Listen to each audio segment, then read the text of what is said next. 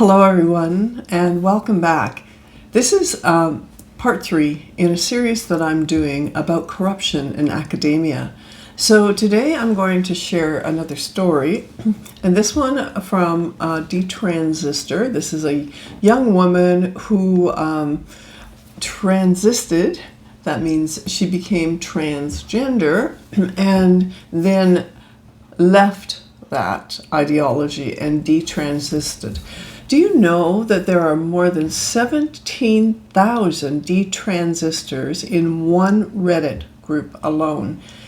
It's not what politicians and the mainstream media are telling us. So this is actually, if you want to think about all those going into this whole realm of transgender, there's a whole exit happening as well, and there are a lot of them. So I'm going to read to you part of her story. I think it will help you understand some of the reasoning why I refuse to stop fighting for these individuals. So when she was young, her mom said that she was very gender neutral. And why is that? Well, because she liked clothing, activities, and toys associated with both boys and girls. And then her parents allowed her that freedom of expression.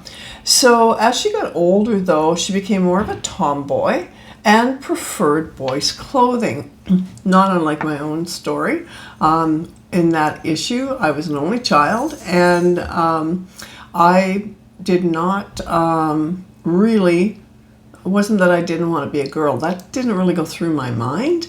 But I was definitely a tomboy, and I wanted to spend time with my dad and learning some stuff from him because I had the same feelings as she had as we go through these. So she was different from the other girls.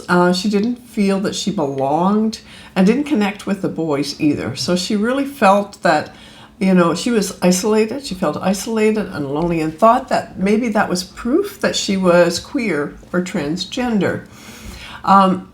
She knows now, and this is what she says, that it was because she was autistic. See, she had a mental health issue happening. And when she was 11, she was diagnosed on the higher end, functioning end of the autism spectrum. She never got help for it at that point in time. So she ended up being rejected by those that she tried to befriend in middle school, and in high school she just gave up trying to make friends. Then she started going on Tumblr, which is a website, and you can check that out, and meeting people there who helped to shape her identity.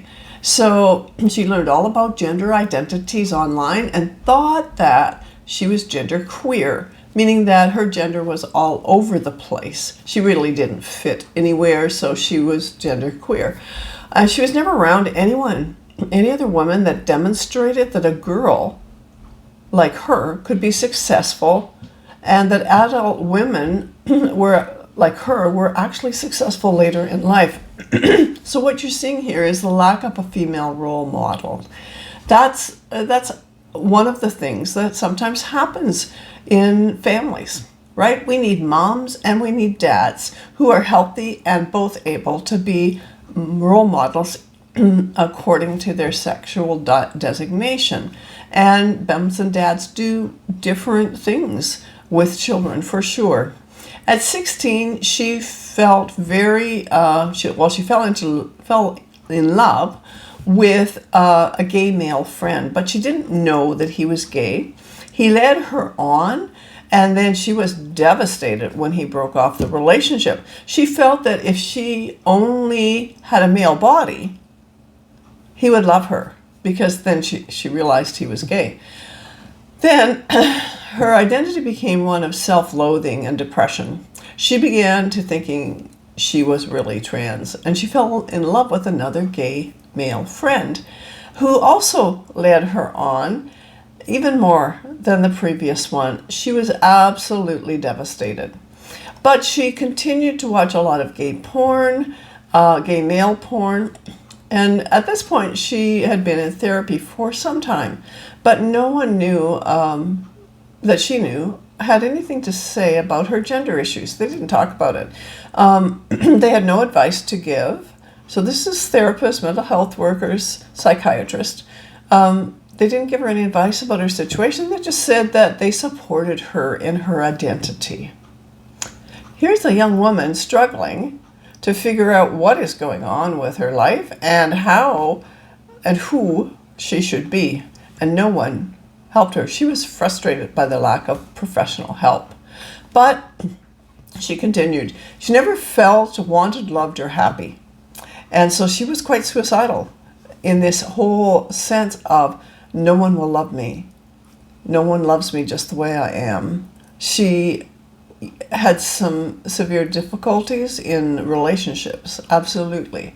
But she ended up going to a clinic and was immediately put on testosterone. She told them about her suicidality and her mental illness, but they didn't see an issue with that. And after 1 hour chat, she got a prescription to inject testosterone weekly. She told her psychiatrist that she wanted to have top surgery. And the psychiatrist wrote a recommendation letter.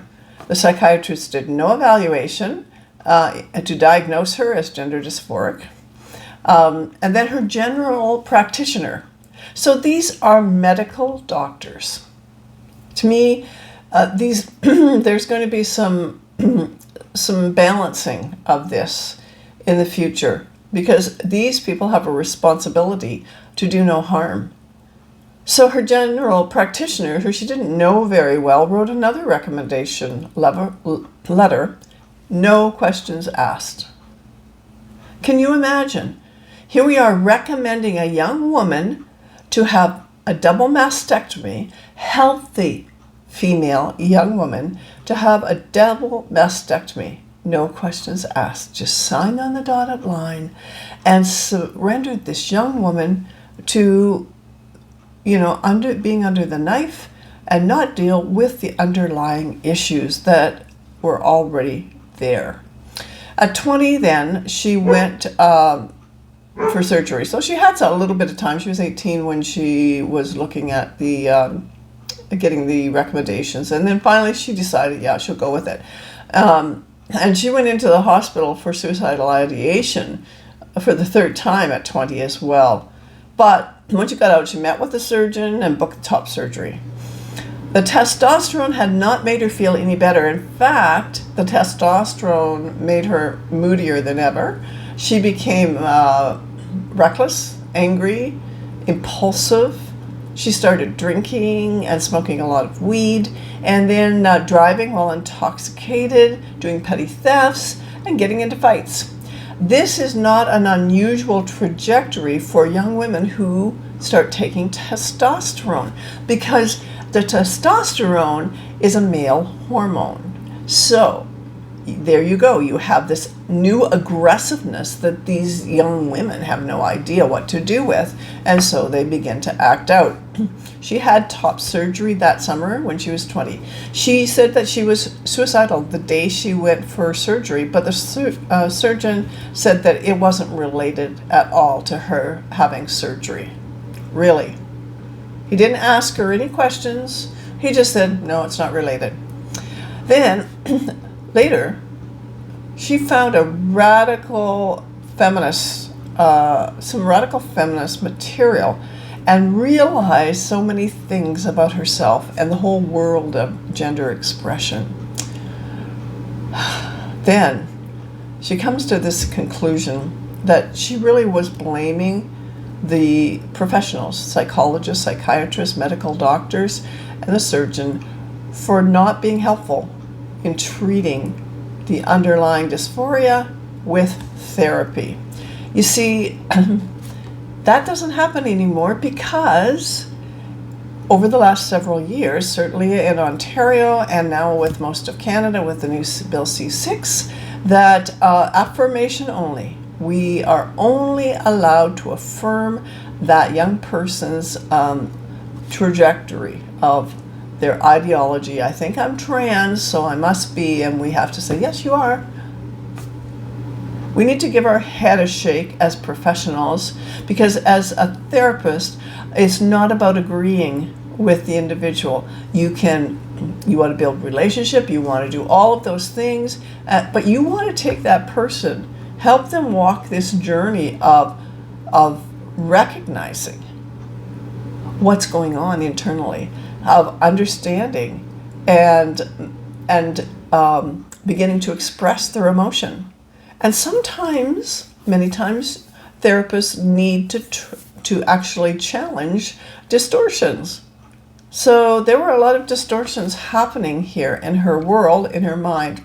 She had continued self-hatred, other mental illness issues, environmental issues that were never discussed. She realized and was diagnosed later with PTSD due to her father's abuse. And then, of course, the self-esteem issues, romantic issues, autism, severe depression, anxiety, suicidal ideation, and this overwhelming sense of hopelessness, which often goes along with those who have suffered abuse as children. It was far too easy, she said, to get a double mastectomy and remove healthy organs. I'm not sad. I'm angry, she says. The factors contributing to her dysphoria and all of the other mental illness could have been dealt with without getting a double mastectomy and without going on testosterone. The dysphoria, she said, went away when she came to terms with her true reasons for self-hate and discomfort. So where is she now? She's detransited. She still has no breasts. They've been removed. She stopped taking testosterone. But she says socially, I'm still on the fringes of society. What a sad day for this young woman. And I think it's a very sad commentary on our mental health system and our medical systems that professionals have abdicated and just gone along with this status quo that they're told to do instead of standing up for these children and the most vulnerable. Thank you for listening today.